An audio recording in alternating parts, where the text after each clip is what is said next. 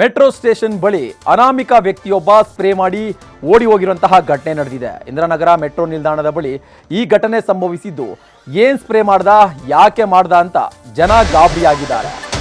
ಸಂಜೆ 7:30 ಸುಮಾರಿಗೆ ಅನುಮಾನಾಸ್ಪದವಾದ ಈ ಘಟನೆ ನಡೆದಿದೆ.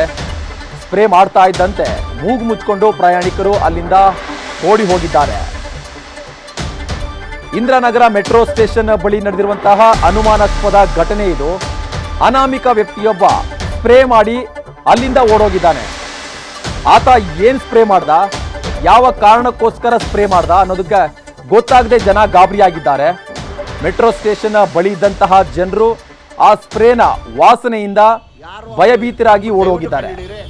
ಭಯಂಕರ ಘಾಟ್ ಅದು, ತುಂಬ ಡೇಂಜರು. ಮನುಷ್ಯಕ್ಕೆ ಅಲ್ಲೋಡಿ ಹೆಂಗೆ ಬರ್ತಾ ಇದ್ದಾರಲ್ಲ, ಮೂಗಿಡ್ಕೊಂಡು ಬರ್ತಾ ಇದ್ದಾರೆ.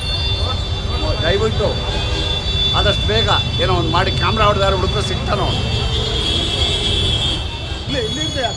ಈಗ ಇಲ್ಲೇ ಸ್ಪ್ರೇ ಹೊಡೆದ್ಬಿಟ್ಟು ಓಡೋಗಿಲ್ಲ.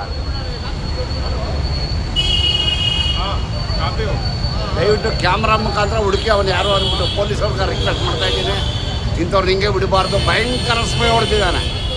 ಮೂಗು ಹಿಡ್ಕೊಂಡು ಹೋಗ್ಬೇಕು ಆಗ್ತಾಯಿಲ್ಲ, ಹಿಡ್ಕೊಂಡು ಒಳ್ಳೆ ಹೋಗೋಕ್ಕಾಗ್ತಾಯಿಲ್ಲ, ಬರೋಕ್ಕಾಗ್ತಾಯಿಲ್ಲ. ಆ ರೀತಿ ಇದೆ. ದಯವಿಟ್ಟು ಪೊಲೀಸ್ನವರು ಇದ್ರ ಬಗ್ಗೆ ಕಂಪ್ಲೇಂಟ್ ತೊಗೊಂಡು ಇಂದಿರಾನಗರ ಮೆಟ್ರೋ ಹತ್ರ ಕಂಪ್ಲೇಂಟ್ ನೋಡಿ, ಕ್ಯಾಮ್ರಾದಲ್ಲಿ ನೋಡಿಬಿಟ್ಟು ಯಾರು ಅವನು ಅಂದ್ಬಿಟ್ಟು ದಯವಿಟ್ಟು ಕಂಡುಹಿಡೀರಿ.